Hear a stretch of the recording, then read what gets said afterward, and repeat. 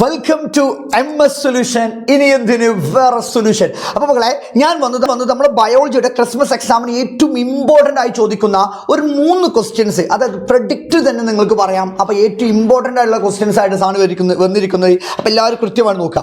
ഇങ്ങനൊരു ചിത്രം നിങ്ങളോട് എക്സാം പേപ്പറിൽ ചോദിക്കും. ഇങ്ങനെ ചിത്രം തന്നിട്ട് ഇതെന്താണ്, അതിൽ ഇതേതെങ്കിലും ഒന്ന് നിങ്ങളോട് എന്തായാലും 100% ചോദിച്ചിരിക്കും. അപ്പോൾ ഇതെന്തായാലും എൻ്റെ മക്കൾ നോക്കിക്കണം. Observe the figure and answer the question. നോക്കിക്കോ.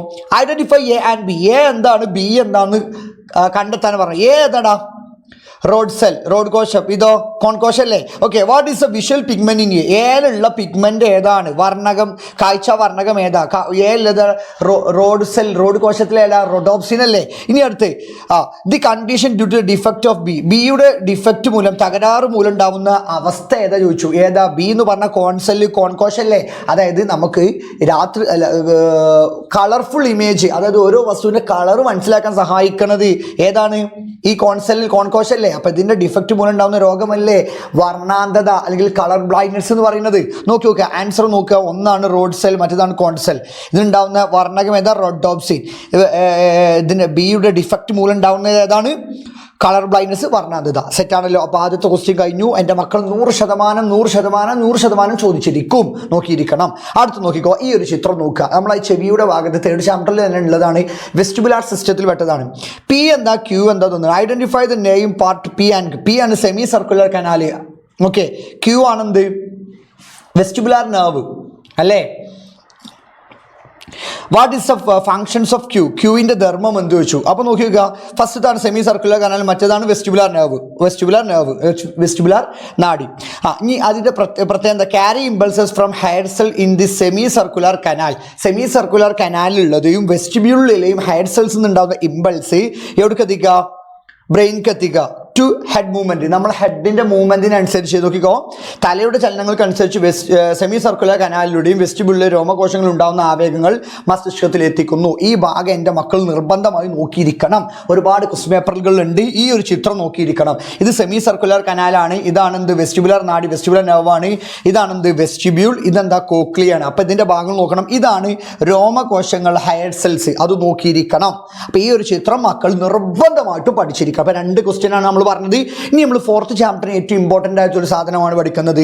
Analyse statement and explain how the functions of endocrine glands are controlled. നോക്കിക്കോ. തന്നിരിക്കുന്ന പ്രസ്താവന വിശകലനം ചെയ്ത് എൻഡോക്രൈൻ ഗ്രന്ഥിയുടെ, അതായത് അന്തസ്രാവി ഗ്രന്ഥിയുടെ പ്രവർത്തനം എങ്ങനെ നിയന്ത്രിക്കുന്നു എന്ന് വിശദീകരിക്കാം. Hypothalamus control pituitary gland. Hypothalamus pituitary ഗ്രന്ഥിയെ നിയന്ത്രിക്കുന്നു. ശരിയല്ലേ? ഹൈപ്പോതലാമസ് അല്ലേ പിറ്റ്യൂട്ടറി ഗ്ലാൻഡിനെ. അപ്പോൾ നമ്മൾ മനസ്സിലാക്കേണ്ടത് പിറ്റ്യൂട്ടറി ഗ്രന്ഥിക്ക് 2 തളങ്ങളില്ലേ? മുൻതളം, പിന്തളം. ഓർമ്മയില്ലടാ, നമ്മൾ പറഞ്ഞത്, നമ്മളെ ലൈവിലൊക്കെ പറഞ്ഞത് ഓർമ്മയില്ലേ? മുന്തളുണ്ട്, പിന്തളുണ്ട്. അപ്പോൾ ഇതിന് അതായത് ആൻറ്റീരിയർ ലോബുണ്ട്, പോസ്റ്റീരിയർ ലോബുണ്ട്. അതിൻ്റെ ആൻറ്റീരിയർ ലോബ് പ്രൊഡ്യൂസ് ചെയ്യുന്ന കുറച്ച് ഹോർമോൺസ് ഇല്ലേ? ഏതാ? TSH, ACTH, GTH അല്ലേ? ഗൊണാഡോട്രോപിക് ഹോർമോൺ നമ്മൾ പറഞ്ഞ ഓർമ്മയല്ലേ? അപ്പോൾ ഈ ഹോർമോൺസിൻ്റെ ഒക്കെ പ്രൊഡക്ഷന് ഹെൽപ്പ് ചെയ്യുന്ന റിലീസിങ് ഹോർമോൺ, ഇതിൻ്റെ ഉൽപ്പാദനത്തിന് നിയന്ത്രിക്കുന്ന റിലീസിങ് ഹോർമോൺ ഉണ്ടാക്കുന്നത് ആരാ? ഹൈപ്പോതലാമസ് അല്ലേ? അപ്പോൾ ഹൈപ്പോതലാമസിന് പ്രത്യേകത 4 hormone: oxytocin, vasopressin, releasing hormone, inhibitory hormone. അതിൽ ഈ റിലീസിങ് ഹോർമോൺ വന്നാലല്ലേ പിറ്റ്യൂട്ടറി ഗ്രന്ഥി, പിറ്റ്യൂട്ടറി ഗ്ലാൻഡ് എന്തുണ്ടാക്കുള്ളൂ? നമ്മുടെ ട്രോപ്പിക് ഹോർമോൺസ് ഉണ്ടാക്കുള്ളൂ. അപ്പോൾ ഈ ഹൈപ്പോതലാമസ് അല്ലേ പിറ്റ്യൂട്ടറി ഗ്രന്ഥിയെ നിയന്ത്രിക്കുന്നത്. നോക്കി നോക്കുക, ആൻസർ നോക്കി നോക്കാം. ഇനി അടുത്ത pituitary gland control other endocrine glands. മറ്റു അന്തസ്രാവി ഗ്രന്ഥികളെ കൺട്രോൾ ചെയ്യുന്നത് ആരാ? പിറ്റ്യൂട്ടറി. ഇതൊരു നല്ലൊരു ചോദ്യമാണ്. അപ്പോൾ ഹൈപ്പോതലാമസിന് പിറ്റ്യൂട്ടറിൻ്റെ ഭാഗത്തിൻ്റെ മക്കൾ എന്തായാലും ഒരു ചോദ്യം നിങ്ങൾക്ക് പ്രതീക്ഷിക്കാം. നോക്കിക്കോ.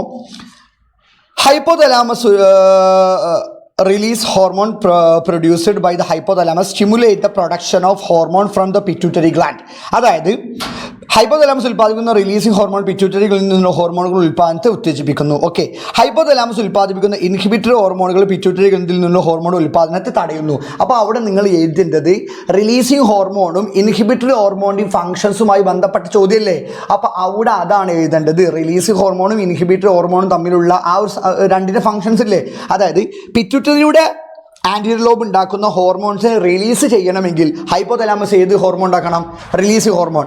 പിറ്റ്യൂട്ടറിയുടെ ആൻറ്റീരിയർ ലോബ് ഉണ്ടാക്കുന്ന ആ ഹോർമോൺസിന്റെ പ്രൊഡക്ഷൻ കുറയ്ക്കണമെങ്കിൽ ഓല് എന്തുണ്ടാക്കണം? ഇൻഹിബിറ്ററി ഹോർമോൺ ഉണ്ടാക്കുക. അപ്പോൾ അതിനെക്കുറിച്ചാണ് എഴുതേണ്ടത്. ഇനി അടുത്ത് പിറ്റ്യൂട്ടറി ഗ്ലാൻഡ് അല്ലേ ബാക്കിയുള്ള എല്ലാവരും കൺട്രോൾ ചെയ്യുന്നു പറഞ്ഞു. അതായത് തൈറോയിഡിനെ, അഡ്രീനൽ ഗ്ലാൻഡിന്റെ ഇതിനൊക്കെ കൺട്രോൾ ചെയ്യുന്ന പിറ്റ്യൂട്ടറി ഗ്ലാൻഡ് എന്ന് പറഞ്ഞില്ലേ? നോക്കിക്കോ, the tropic hormones produced by pituitary gland stimulate other endocrine glands. അതായത് പിറ്റ്യൂട്ടറിയിൽ ഉൽപ്പാദിപ്പിക്കുന്ന എന്താ പറയുക, ട്രോപ്പിക് ഹോർമോണുകളാണ് എന്താവുന്നത് മറ്റു അന്തസ്രാവി ഗ്രന്ഥികളെ ഉത്തേജിപ്പിക്കുന്നത്. അപ്പം നോക്കിക്കോ, പറയുന്നത്ര ഉള്ളൂ. ഈ ഭാഗത്തു നിന്നൊരു ചോദ്യം എന്തായാലും ചോദിക്കും. അതായത് ഹൈപ്പോതലാമസും പിറ്റ്യൂട്ടറിയുമായി ബന്ധപ്പെട്ട ഒരു ചോദ്യം ചോദിക്കുന്ന സമയത്ത് നിങ്ങൾ എങ്ങനെ എഴുതേണ്ടിയെന്നു. ഹൈപ്പോതലാമസിന് പ്രത്യേകതയാണ്, ഹൈപ്പോതലാമസ് ഉണ്ടാക്കുന്ന 2 ഹോർമോണാണ് റിലീസിങ് ഹോർമോണും ഇൻഹിബിറ്ററി ഹോർമോണും. ഈ റിലീസിങ് ഹോർമോൺ പിറ്റ്യൂട്ടറി ഗ്ലാൻഡിൽ എത്തിയാൽ മാത്രമേ പിറ്റ്യൂട്ടറി ഗ്രന്ഥി എന്തുണ്ടാക്കുള്ളൂ? TSH, ACTH, GTH പോലുള്ള ഹോർമോൺസ് റിലീസ് ചെയ്യുള്ളൂ, പ്രൊഡക്ഷൻ ഉണ്ടാവുള്ളൂ. എന്നാൽ ഹൈപ്പോതലാമസ് ഇൻഹിബിറ്ററി ഹോർമോൺ ഉണ്ടാക്കി പിറ്റ്യൂട്ടറിയിൽ എത്തിക്കഴിഞ്ഞാൽ അതെന്താവും? ഈ TSH, ACTH, GTH ഇങ്ങനെ പറയുന്ന ഈ ഹോർമോൺസിൻ്റെ ഒക്കെ പ്രൊഡക്ഷൻ സ്റ്റോപ്പ് ആവും. അപ്പോൾ എല്ലാം കൺട്രോൾ ചെയ്യുന്ന ആരാ? ഹൈപ്പോതലാമസാണ്. ഇനി പിറ്റ്യൂട്ടറി ഗ്ലാൻഡിൻ്റെ TSHന് ഫുൾ ഫോം എന്താ? ഓർമ്മ ഉണ്ടോ? ഫുൾ ഫോം പഠിക്കണ്ട.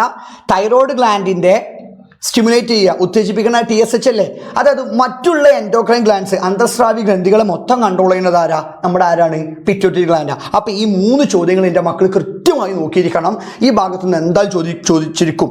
അപ്പോൾ നമ്മളെ 3ാം ചാപ്റ്റർ, 4ാം ചാപ്റ്റർ, 5ാം ചാപ്റ്റർ ഫുൾ ചാപ്റ്റർ റിവിഷനായിട്ട് സാർ ഇന്ന് കൃത്യം 7 മണിക്ക് ആ ചാപ്റ്റർ മൊത്തം എൻ്റെ മക്കൾക്ക് ഏറ്റവും സിമ്പിളായിട്ട് ഓരോ ചാപ്റ്ററിലെ ഏറ്റവും ഇമ്പോർട്ടൻറ്റ് പോയിന്റ്സ് നമ്മൾ അതുമാത്രം ഡിസ്കസ് ചെയ്തിട്ട് ഒരു ലൈവാണ്. അപ്പോൾ എൻ്റെ മക്കൾ എല്ലാവരും കൃത്യമായിട്ട് വരണം. അപ്പോൾ നമ്മൾ എന്താവാണ്? കൃത്യം 7 മണിക്ക് ഇന്ന് ലൈവിൽ കാണാം. Okay, by.